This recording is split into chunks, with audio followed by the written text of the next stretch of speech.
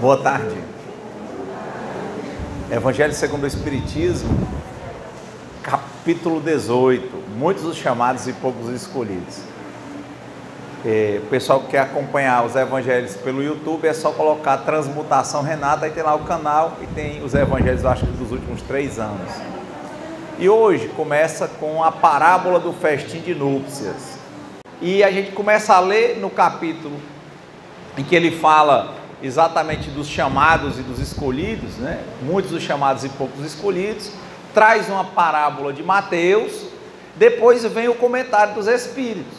E no comentário dos Espíritos, nessa primeira parte aqui dos comentários, eles vêm trazendo essa questão dos povos que primeiro foram chamados para conhecer o monoteísmo.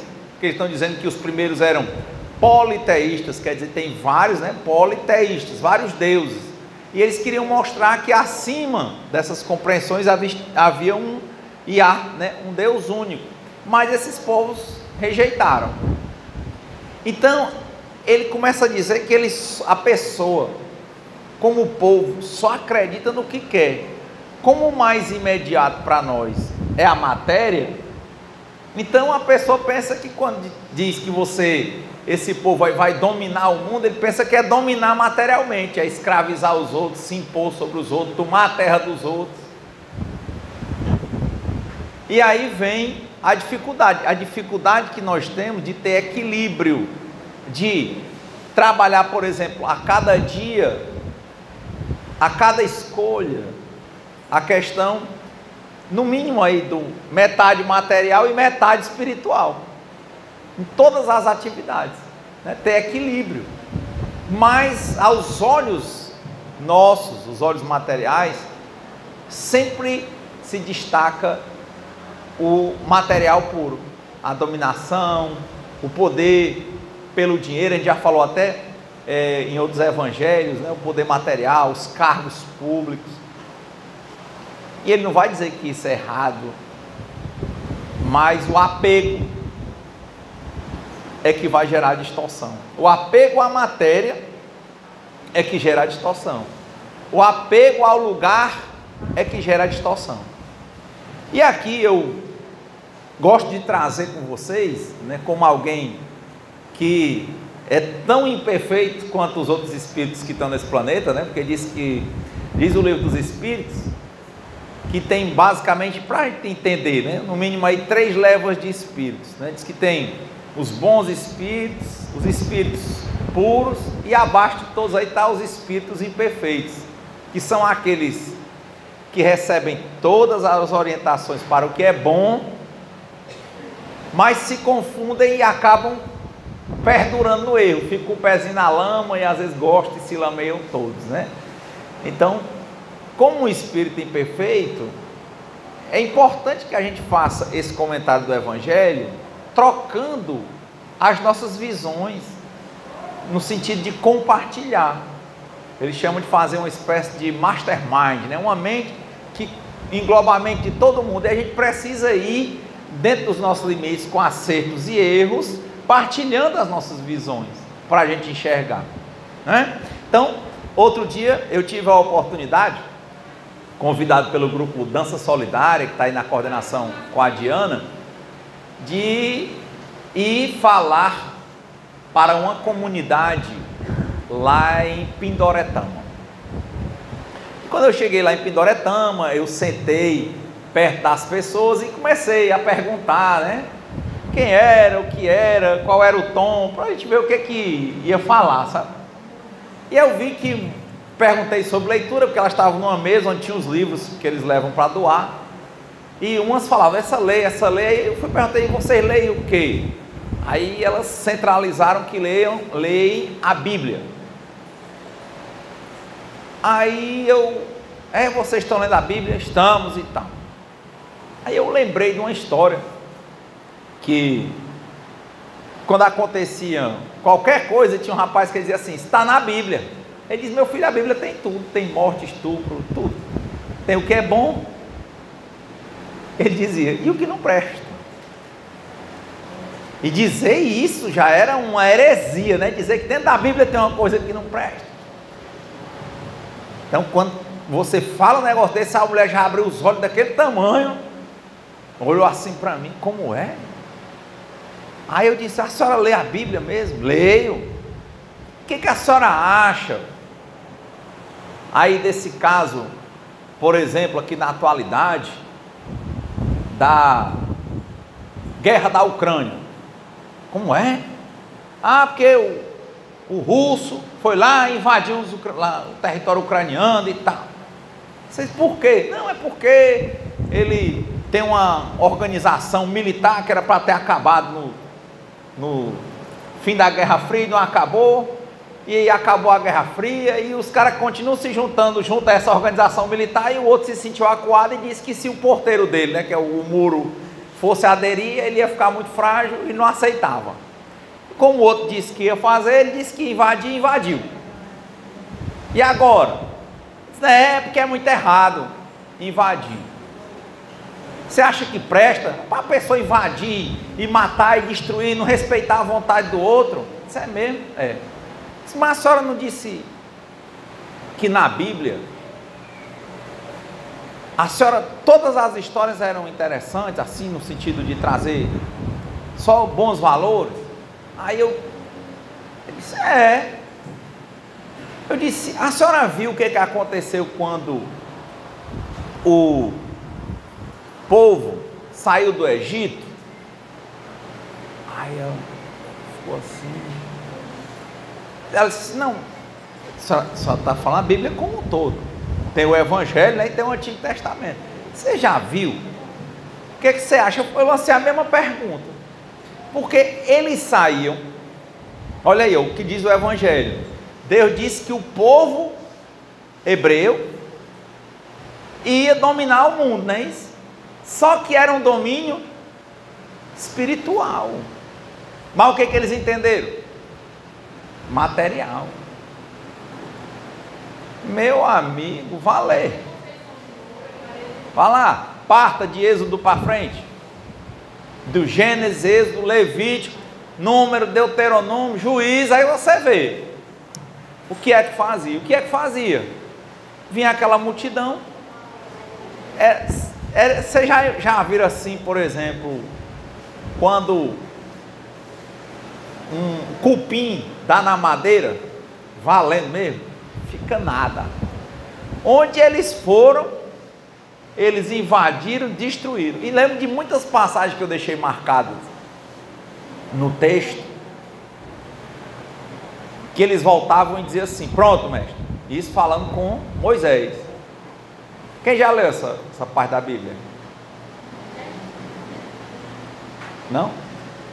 Aí pergunta e diz assim, só ficaram as mulheres e as crianças. Aí Moisés olha para ele e diz, para quê? Eu disse, não é para ficar ninguém, volte lá e mate as mulheres e as crianças. Quem já viu isso? Tem não na Bíblia? Muitas vezes em muitos povos. E esse rebuliço continua. De gente se vingando, matando gente. Ah, ali aquele território foi nosso, né? Agora a gente retoma. Olha ali na Ucrânia, Kiev foi a primeira capital da Rússia antiga. Não, ali era nossa. Aí começa uma briga eterna. Você chega lá em Israel, hoje a briga dos judeus, né, dos israelitas, com o povo do deserto, é a mesma briga daquela época. É a mesma briga. Você chega lá, a faixa de Gaza, que é entre o Egito e Israel, está lá na Palestina. Eles foram, começaram a ocupar, teve uma briga. Os israelitas têm armas melhores, né? Tomaram. Aí eles tomaram, ficava aquela discussão. Começa a chegar os judeus do mundo e eles começaram a ocupar e construir. Quando ocupa e constrói, não deixa o outro entrar, diz, agora é meu. Aí pronto, ele começa. Rapaz, mas nós estamos em 2022, ainda tem isso? Tem. Mesmo jeito. Vá lá, olhar quantas guerras tem acontecendo na África. Como a gente não vê muito. Olhe lá o que aconteceu com o povo os povos mais tradicionais do Iraque. Olha o tanto de gente que tem desabrigado, milhares na Síria. Hoje, veja aí que tem município no Brasil que tem menos de 1.000 pessoas, vocês sabem disso, tem município em Minas que tem menos de 1.000 pessoas, município, com prefeito e tudo. E tem refugiado, morando em barraca, em tenda, de pano, no deserto, sírios, iraquianos, canto de mais de 150.000 pessoas.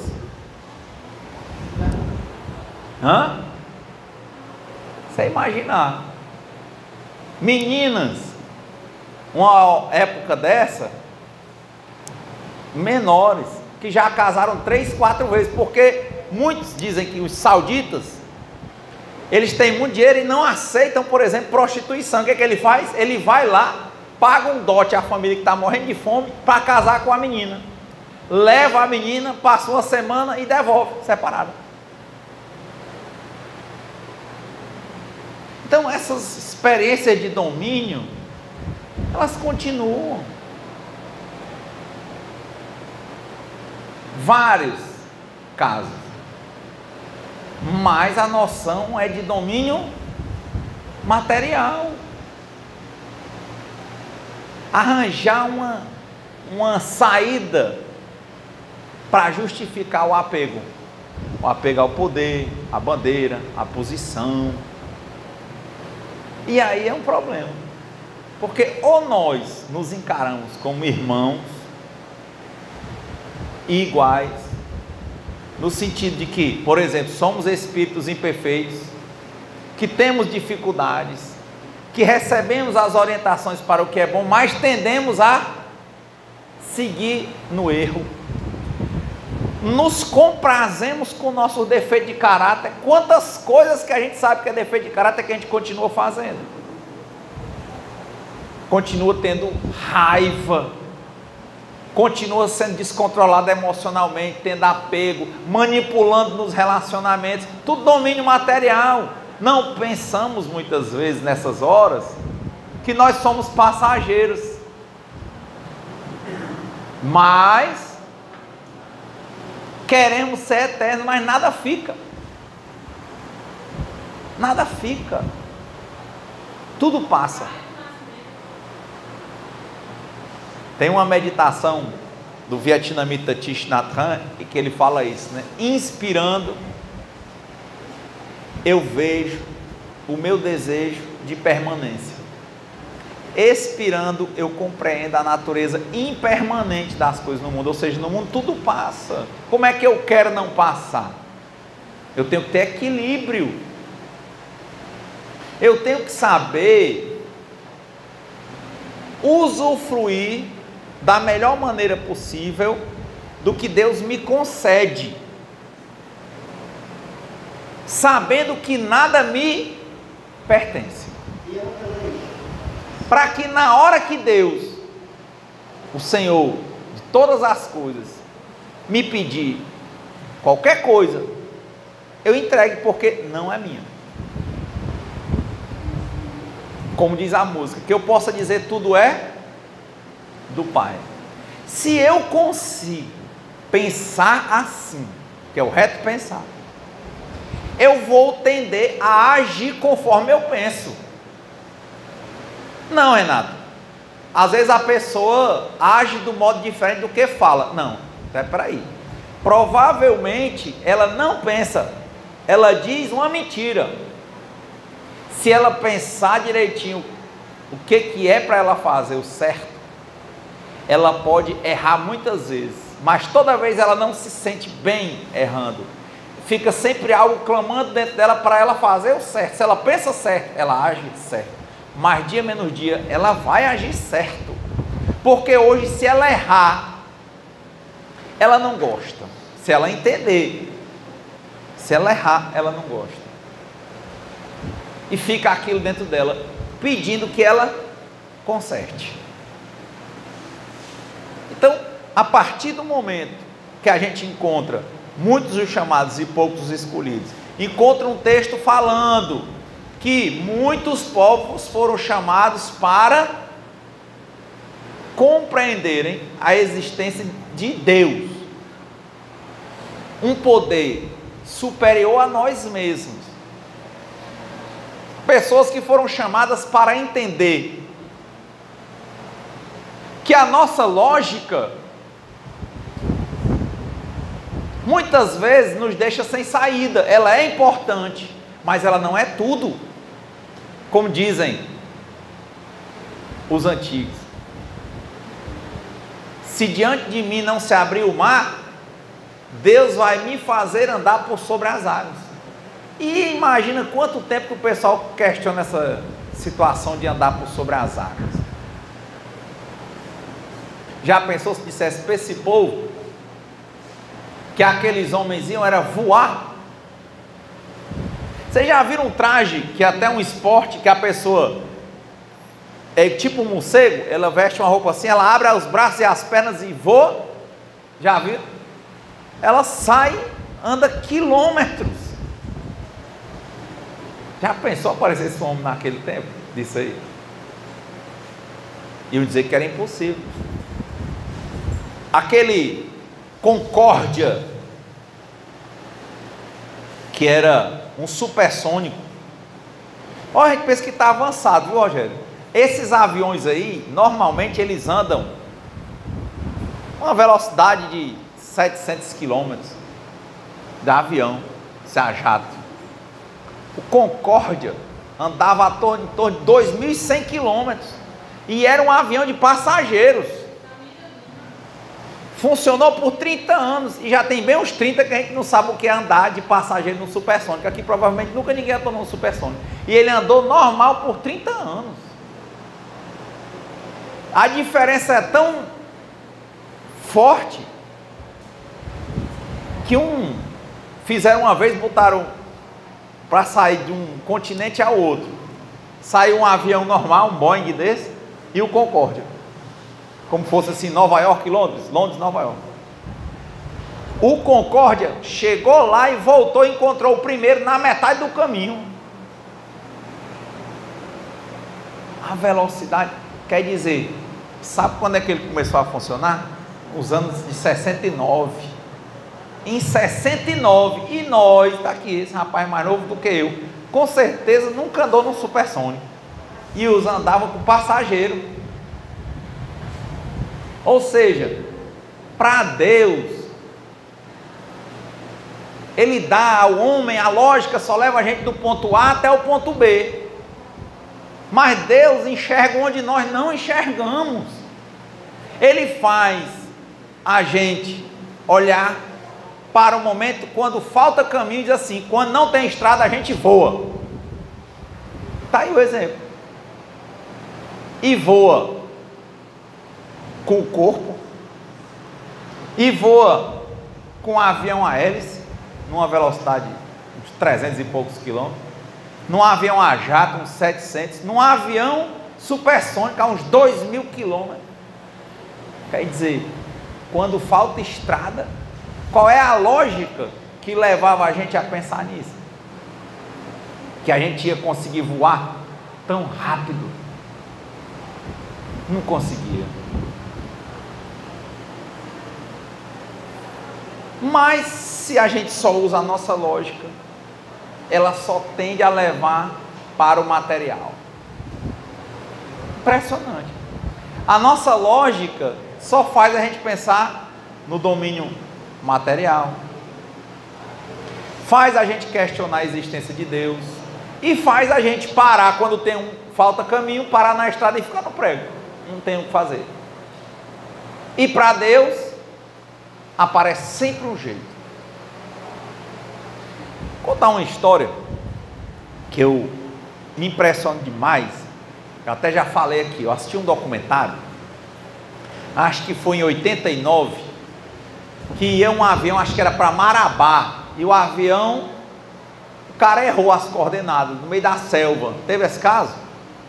E o avião ficou rodando na selva, e naquele tempo era tudo no papel, o cara errou em 1-0, era uma Xerox, ele não viu 1-0, ora 1-0, mudou o percurso de 40 minutos, ele estava horas rodando na selva. Aí chegou uma hora que o piloto disse: pessoal, não tem jeito não, vamos descer. Descer no sentido de acabou o combustível, vamos cair. Mata fechada. Quem lembra dessa história? Viu falar no jornal? Foi? Quem já viu essa história? É uma história que falta caminho material, porque no meio da mata, gente, a gente morre, não sabe andar, é uma mata fechada, não sabe, morre todo mundo. Esse avião caiu, era um voo normal que tinha de 40 minutos e caiu bem longe de tudo, no meio da mata, ninguém sabe onde é que ele estava, difícil satélite naquele tempo. E você imagina quantas pessoas se salvaram e por quê? Uma parte morreu logo na caída. Teve criança de braço que sumiu do braço da mãe, no outro dia encontraram a criança boa. Mas no meio disso aí tinham duas pessoas essenciais. Tinha um médico que sobreviveu. Inclusive tem um caso interessante de uma menina que teve uma fratura exposta na perna e ele não tinha com o que, tinha que botar alguma coisa para espantar as moscas, e o que ele tinha era graxa, ele meteu graxa. E por causa da graxa ele salvou a menina, viu? Graxa de avião. Esse médico ajudou a vários, aí começou a fome lá dentro. Aí é que eu me impressionei, porque esse médico, e quem tinha condições na época, fazia normalmente esse voo de um lado para o outro, sabe? Mas não tinha um cara lá que não tinha nada a ver ele estar lá, porque não era comum. Ele era um mateiro. Acredita, parece história inventada, né? Se não tivesse sido tanta gente morrer e cair. O que é que um mateiro, que diabo é um mateiro? É aquele que vai, o engenheiro agrimensor, para medir as terras de fazenda, e tem um cara que ele anda nos matos, conhece a mata. Por acaso ou não, que aí a gente espírita não acredita em acaso, esse mateiro estava dentro do avião, ó, gente. E não teve um monte de gente que se esbagaçou logo no começo? Um monte, as cadeiras caíram lá na frente. A desse mateiro não caiu. Rapaz, o avião caiu e ele caiu acordado. Não quebrou uma unha o mateiro. Não quebrou uma unha. Assistam depois esse documentário. Começou lá, fome, pegaram os restos de comida que tinha, mas era pouca comida dentro do avião. Comunicação, zero. A Força Aérea procurando eles a centenas de quilômetros, milhares de quilômetros longe de onde eles estavam. E ele dentro de uma mata fechada. Esse mateiro passou o resto da noite com quem os outros, alguns que estavam lá sobrevivendo, resgatando uns. Acharam esse meninozinho de braço, trouxeram o menino bom para a mãe.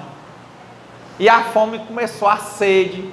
E o mateiro disse: aqui não tem outro jeito não, eu vou atrás de água. Aí saiu com outro, porque ele era mateiro, não tem uma pessoa, se não fosse o mateiro, tinha morrido todo mundo que escapou da queda, ia morrer de fome dentro do mato, fome e sede. Aí o mateiro, rapaz, é fora de série, você entendeu o que é um mateiro dentro da mata, o valor que tem isso. Ele saiu batendo ali, lá na frente, quilômetros depois, isso sem dormir, viu? Olha o preparo do homem, tendo resgatado um monte de gente, conseguiu achar umas samambaias. Lá na samambaia ele achou, aqui tem água.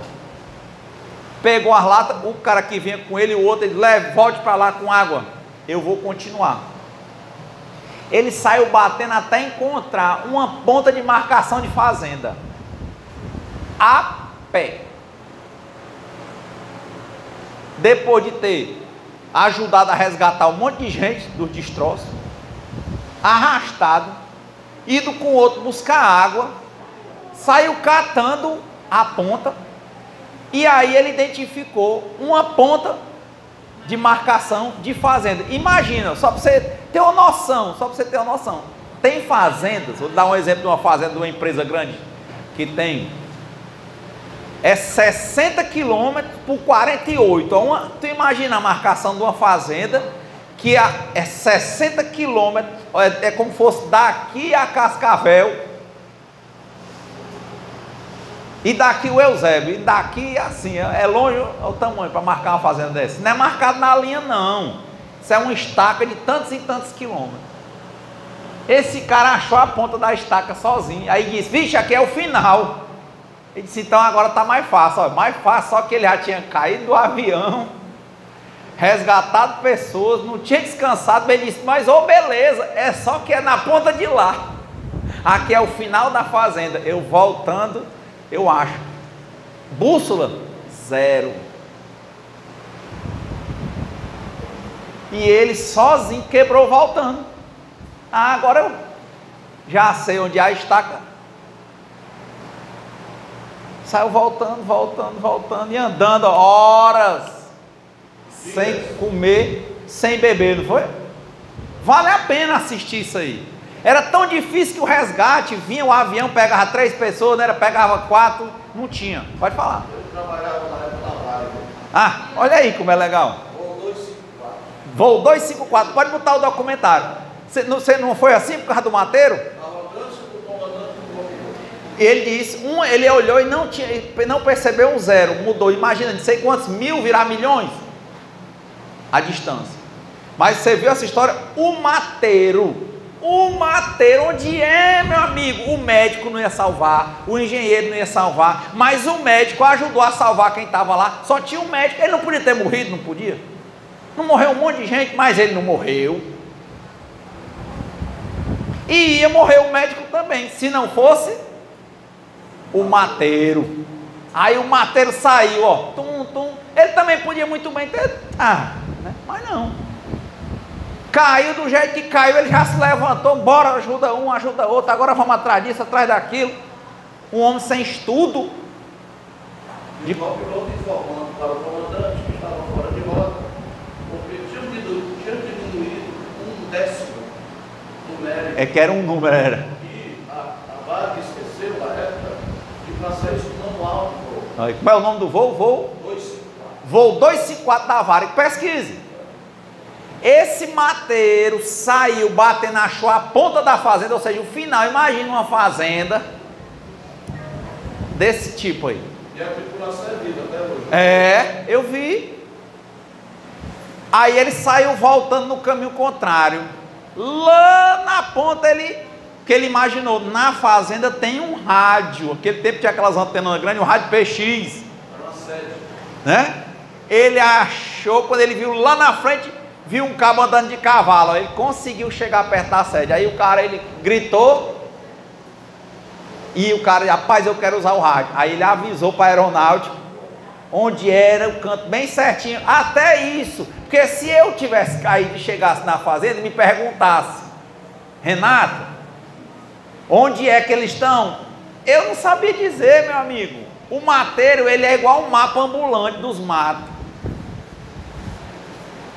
Tu acha que tu sabia, se tu caísse na mata, tu chegasse num canto, tu sabia voltar? Eu não sabia. Então, é muita coisa de Deus, é muita coisa assim do caminho. Se acabar e a gente sentar e chorar,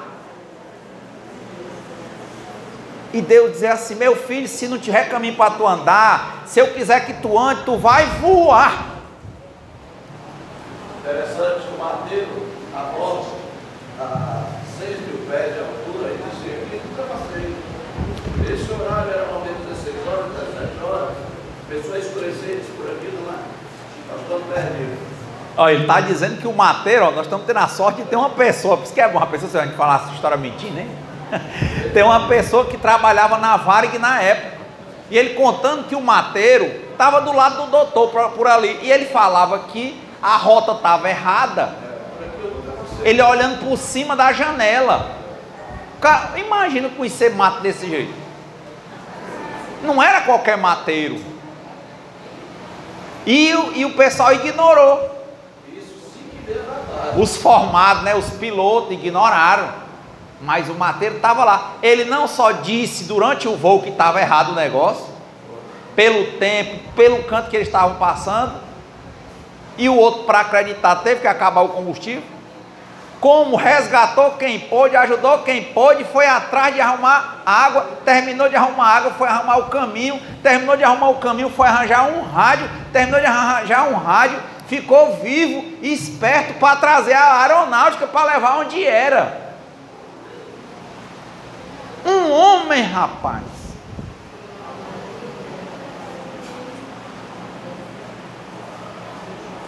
E a gente, como eu falo, quando falta, a gente acha que falta caminho aos nossos olhos, olhos materiais, a gente acha que agora o mundo já se acabou. Tem gente que quebra e se mata, quebra numa empresa. Tem gente que quer despedir e se mata. Tem gente que descobre que está com CA, ainda tem tratamento e se mata logo. Porque para essa pessoa não existe Deus. Tem gente que acha que se alguém se chegar num canto que vai ter uma dificuldade, já vai ser logo dominado, então ele mata logo para não ser morto. Ele cria uma tempestade num copo d'água, ele não confia que existe um Deus. Entende? O texto faz a gente ficar pensando e não sabe a gente dizer, olha, que seja feita a vontade de Deus antes da minha. Se a gente entende numa compreensão espírita, por exemplo, que nós não nascemos por acaso, que aqui há uma programação para a gente ser melhor do que a gente mesmo, que nós não estamos sós, que nós nunca vamos ficar desamparados, mas que nós temos que ter Deus cada vez mais perto de nós, porque quem não chama Deus para perto de si no verão, não vai chamar no inverno. O cara não acredita no tempo bom, no tempo ruim é que ele não vai acreditar. Mas essas coisas existem. Eu vi um caso lá em São Paulo, que teve um negócio lá, e uma menina, o casal vinha entrando assim na garagem, quando viu aquele negócio, toco, bem na coluna da quina do carro. Não era uma menina não, rebolaram o menino tacou a cabeça no coisa e saiu andando. Outro dia passou no Fantástico, uma menina passou, o pai descuidou, um carro, um Corsa sedã desse, passou por cima da menina, não quebrou um osso. Quem viu essa reportagem? Passou por cima com as duas rodinhas de um lado, a roda de trás e a roda da frente. Não quebrou nem deslocou nada. E eu já vi uma pessoa levar uma queda, um menino, minha mãe conta, o menino levou uma queda andando, brincando assim, tacou a cabeça no chão e morreu. Tem explicação, tem Deus. Mas esse que só quer dominar e matar e tal, e se zangar e brigar, e ele não quer entender que Deus está querendo mostrar alguma coisa para ele, quer ensinar. Deus quer mostrar para ele que dos cantos mais inusitados vem as ajudas melhores para mostrarem que nós não somos Deus, mas que Deus existe. O último caso que eu gosto de ver aqui, no começo da pandemia, na lagoa o Detran, Maraponga, uma noite de chuva torrencial, quando uma mulher num prédio vê uma coisa boiando na lagoa, de manhãzinha, e dando a mão, foi olhar, chamou os bombeiros. Era uma criança de 2 anos de idade, a mãe morreu numa noite de chuva, aqui em Fortaleza, por volta de 2020, e a criança de 2 anos, ali na lagoa de Maraponga, cheio de mato, a menina ficou boiando a noite todinha na chuva, para lá e para cá. Quando foi de manhã, que a mulher viu, rapaz, aquela é uma menina. Aí o bombeiro veio resgatar. O bombeiro, quando ele olhou, disse que a menina, ele chegou perto dela, que pegou, a menina estava desidratada e tudo, no sentido de fome, a noite inteira ali, e viva. Os caras só fez olhar para ele e disse obrigado. Ele começou a chorar logo. Era para estar morta, mas não é assim.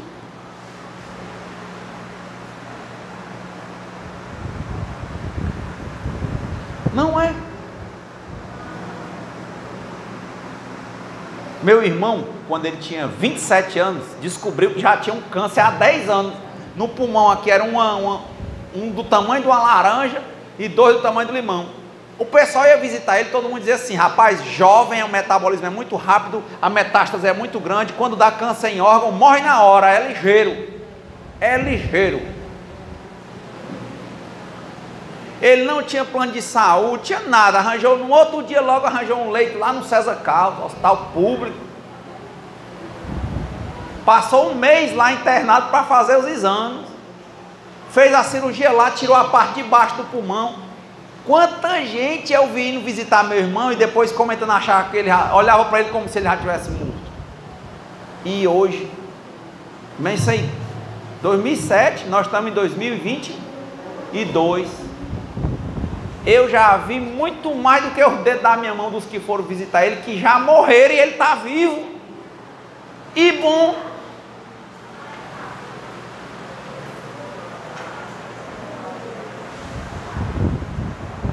E bom. Então, a vontade de conversar com vocês a tarde toda, mas você conversar e eu fico aqui para esperar o Cláudio, né? E é o tempo que o Cláudio vem, para vocês não ficarem só, né? Aí a gente arranjou esse sistema de eu ficar aqui conversando, né? E eu fui o designado para ficar porque eu converso muito. E eu acho bom conversar. Mas a gente tem que encerrar para as reflexões. Enquanto o Cláudio atende, né? E eu fico pensando nessas coisas, porque todos nós fomos chamados, como diz o Clarence, não é assim? Muitos os chamados e poucos os escolhidos. Todos nós somos chamados. Todos nós somos chamados quando? Todo dia e toda hora. Mas poucos atendem ao chamado. Pode ir atrás no coração de cada um aqui que deve ter alguma mágoa, alguma coisa que é falta de fé. É não compreensão de que Deus existe. É fé só apenas no sangue que pulsa nas próprias veias e não entende que existe muita coisa que está acima da nossa compreensão. De novo, a nossa lógica leva a gente de A a B. Mas a nossa imaginação e as coisas de Deus vão muito além.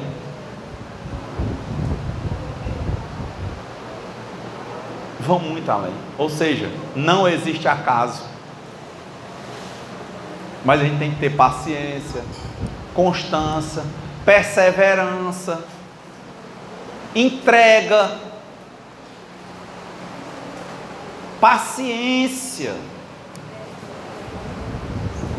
Por isso que eu gosto, encerrando como diz o Hermógenes, ele diz: entrego, confio, aceito e agradeço. É amargoso dizer isso quando está com problema. É amargoso. Então, que nós, que somos os chamados, possamos escutar e atender ao chamado de Deus. Viver uma vida equilibrada entre o material e o espiritual. Não confundir, como dizia o Paramahansa Yogananda, que não é comida, não é o dinheiro e não são os homens ou mulheres que nos dão a nossa vida. Porque se Deus tirar o sopro da nossa vida, não adianta nada disso. Nós não sabemos como alimentar o sopro da vida, nem como fazê-lo cessar. A vida não cessa. Então, que nós atendamos ao nosso chamado, reafirmemos o nosso compromisso com Deus e que Deus nos conceda a serenidade para aceitarmos as coisas que nós não podemos modificar, coragem para modificar aquelas que nós podemos e sabedoria para distinguirmos umas das outras. Seja feita a vontade de Deus antes da nossa. Muita paz e boa semana.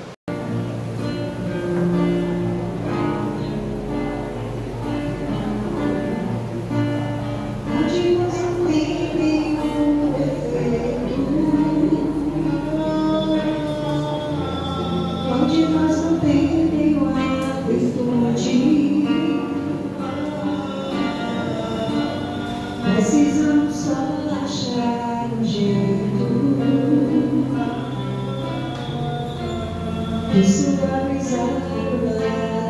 aplaudir. Vamos ajudar-nos mutuamente e somar as nossas qualidades para fazer um mundo diferente e tirar a força da maldade. Um dia todos nós seremos anjos. Vamos trabalhar e acreditar